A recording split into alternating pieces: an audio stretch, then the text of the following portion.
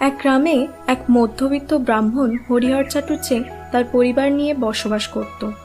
পরিবার বলতে স্ত্রী বিমলা, ছেলে বিজয় আর মেয়ে সর্বজয়া।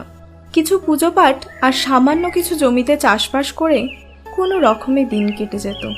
ছেলে মেয়ে দুটো পড়াশোনায় ভীষণ মেধাবী ছিল, কিন্তু স্বামী স্ত্রী দুজনেই মেয়ের থেকেও ছেলেকেই বেশি ভালোবাসত। অবশ্য এর জন্য সর্বজয়ার গায়ের রংটাও দায়ী হতে পারে। সর্বজয়া ছিল কালো, এর জন্য দিন রাত তাকে খোঁটাও শুনতে হতো।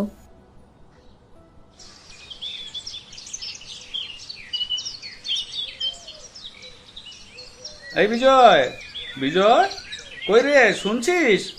একবার দোকানে যা তো বাবা। আমি এখন পড়ছি, আমি যেতে পারবো না গো, আমার যে সামনেই পরীক্ষা।